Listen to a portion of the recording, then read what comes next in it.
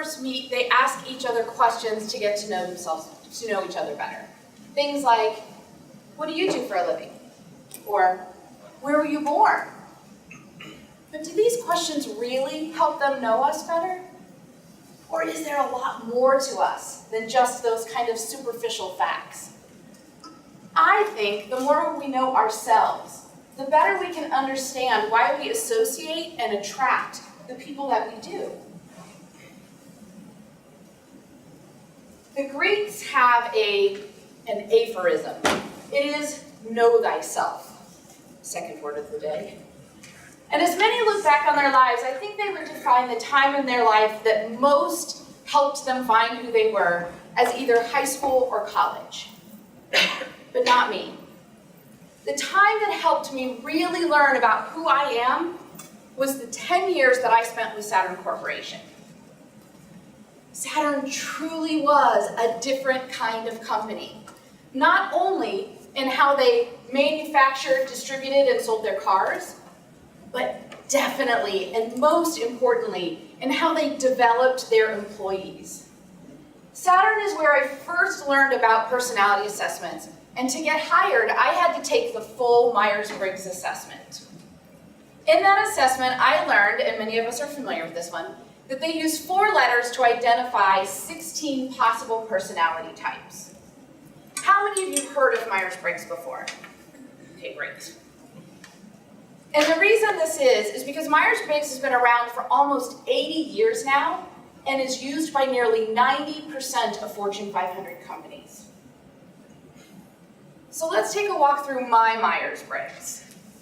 The first letter in the personality assessment is the I or the E, which indicates whether you are an introvert or an extrovert. There's a lot of conversation today around these, but I believe this is probably the most misunderstood aspect of Myers-Briggs.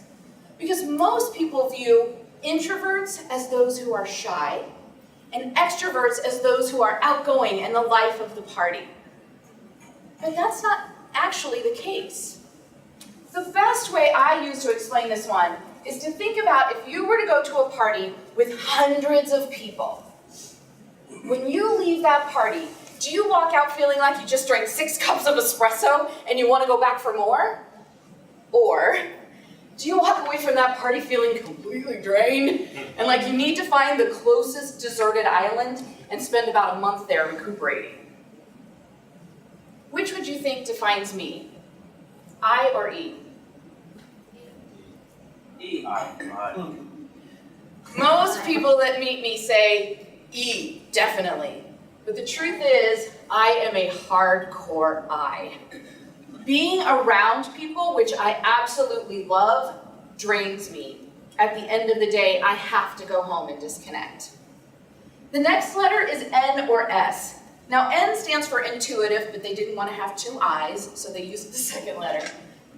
And this tells how you perceive information that you receive from the world. Sensing people are very pragmatic. They're practical. They like clear, defined language when people are explaining something to them. Whereas intuitives are more holistic.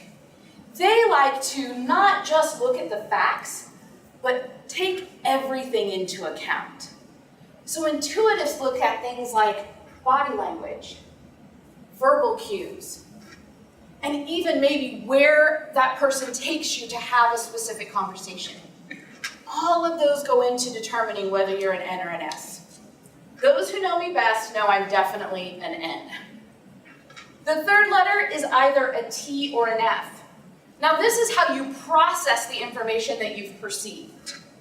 So the thinkers, they're very logical, sequential, rational, and they rarely show emotion. Versus those who are feeling, they're very sensitive, empathic, they tend to be the peacemakers of the world. Any guess where I fall? No question there, right? I am an F. And then finally, there's judging or perceiving. This is now how you implement that information that you've perceived and processed. So there are those who are judgers, and they very much like to plan everything, and they're very organized in how they kind of manage their world. Then the perceivers are spontaneous. The best one I use for this is to think about right now, if I were to yell, road trip, who'd jump in the car and go with me? A couple of you.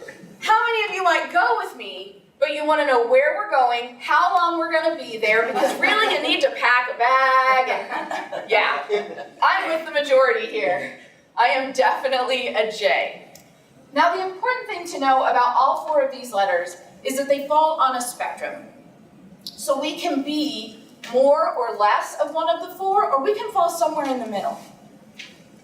When I learned my 4-letter designation, which now, as you know, is INFJ, the biggest thing that jumped out at me is that I fall into a major minority. INFJs are actually less than 1% of the entire population. And if you think about the fact that this assessment has been given for over almost 80 years now, that really says something. And what you learn, and I think a lot of these, they all define me, but the ones that jumped out at me most are having that inborn sense of idealism and morality. But we're not idle dreamers. INFJs are actual doers. So we see inequity and we want to go out into the world and change that, make something different. We're often mistaken for extroverts. I use this personality assessment in my training. And then sensitive and empathic. I say the important thing here to know is that the biggest difference between empathic and empathetic. Empaths feel things, that's what it means. So when I walk into a room, I don't see people, I feel them. And unless you've experienced that, it's kind of hard to explain. So if you want to get to know yourself better, I highly recommend this online personality assessment. It's called 16personalities.com. It is a modified version of Myers-Briggs, but it does a great job of explaining the different personality types. And it can be your first step in knowing thyself.